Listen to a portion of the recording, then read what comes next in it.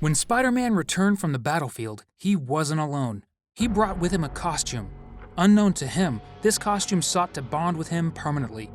Though Peter managed to fend it off using the disruptive sonics of cathedral bells, the experience took a significant toll on his psyche. Despite the ordeal, he survived. The rejected symbiote then found a new host, EddieBrock. Infuriated by both Spider-Man revealing and ruining his journalistic career and the symbiote's own rejection, Eddie's transformation into Venom was fueled by a mutual desire to end Spider-Man.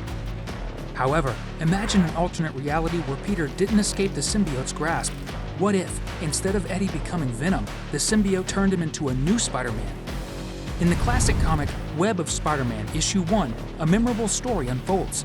Peter Parker, also known as Spider-Man, faces a big challenge when an alien symbiote attaches itself to him again. The story begins with Peter realizing the symbiote has returned, even though he thought he got rid of it before. He plans to return to the Baxter building to seek help from Reed Richards, hoping to remove the symbiote once more.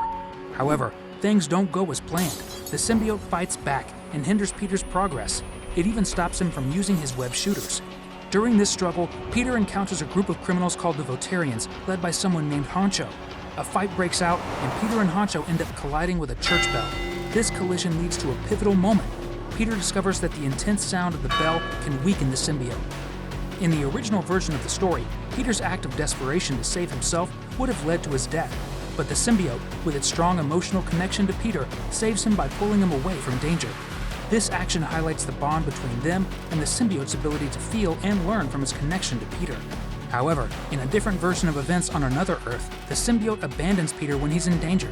This leads to a new interpretation of the story by Ryan North. In this version, the symbiote's decision to leave Peter to die is seen as a selfish act that it soon regrets. This feeling of regret makes the symbiote more similar to Peter, who also faced the consequences of a selfish decision when he lost his Uncle Ben. As the story progresses, the symbiote encounters EddieBrock, and the two bond quickly. Both the symbiote and Eddie seek forgiveness, the symbiote for its recent actions and Eddie for what he was planning to do. This shared desire for redemption brings them together, with the symbiote incorporating the best qualities of Peter and Spider-Man. The symbiote's connection with Eddie brings out a different side of him that we haven't seen before. Eddie is now influenced by the positive qualities of Peter that the symbiote carries. However, it becomes clear that despite this newfound sense of power and responsibility, Eddie still faces challenges when it comes to putting these qualities into action.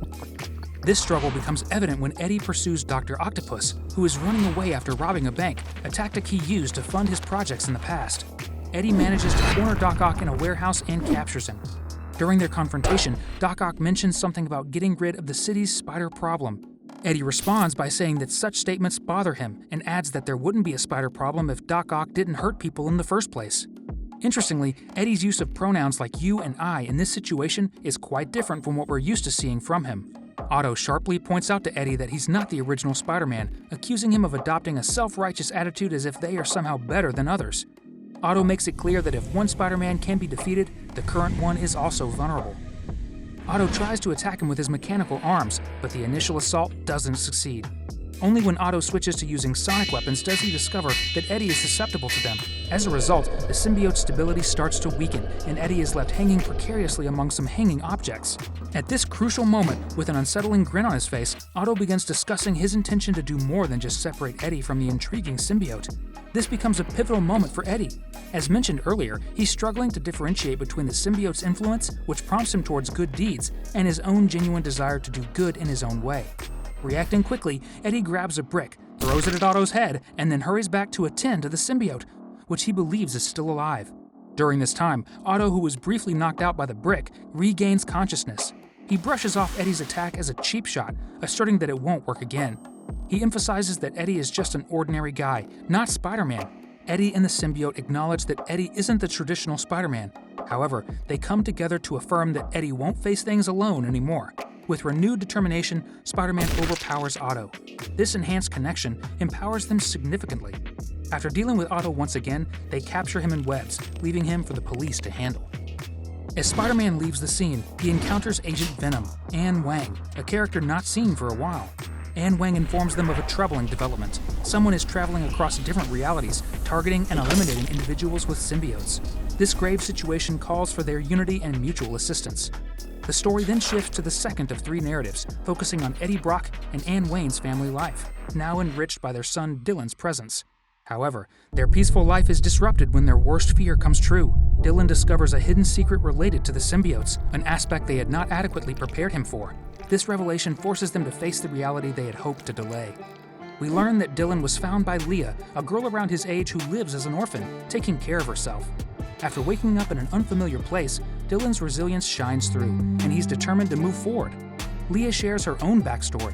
She escaped from an orphanage, recognizing that Dylan, too, is running away from something. She playfully taunts him, suggesting that his reason for running away might have been something trivial, like not getting a new toy from his parents. This provocation triggers an outburst from Dylan, leading his symbiote to seize control. This incarnation of the Venom symbiote is notably aggressive, lifting a car in an attempt to dislodge Leah so it can consume her. Concurrently, the symbiote's influence over Dylan intensifies. It taunts him, asserting his youth and vulnerability, forecasting its eventual dominance over him, essentially rendering him a puppet with his consciousness locked away. Anne and Eddie, Dylan's parents, join forces to find their son. Both Anne and Eddie possess Venom symbiotes. The story gives us a glimpse of this intriguing family dynamic. Anne, Eddie, and Dylan come together as a Venom family, embracing their symbiotic nature instead of hiding it, showing that they're united and determined to live in a new way where their symbiotic aspects are accepted and embraced. This narrative ends with the family extending their protection to Leah, who might also have her own symbiote. In the final story titled Tip of the Blade, written by Leonardo Romero, we're transported to an Earth devastated by post-apocalyptic turmoil. A train speeds away, carrying many civilians to safety. The Scorpion, a character, arrives with a clear target in mind, Takedemoto Tetsuya. This person had connections to Oscorp and was sent underground to investigate a mysterious signal. Upon discovering its source, he becomes engulfed by the essence of a relic, transforming into Samurai Venom. These stories provide a sneak peek into the extreme Venom verse, setting the stage for an upcoming major summer event that will tie all these threads together.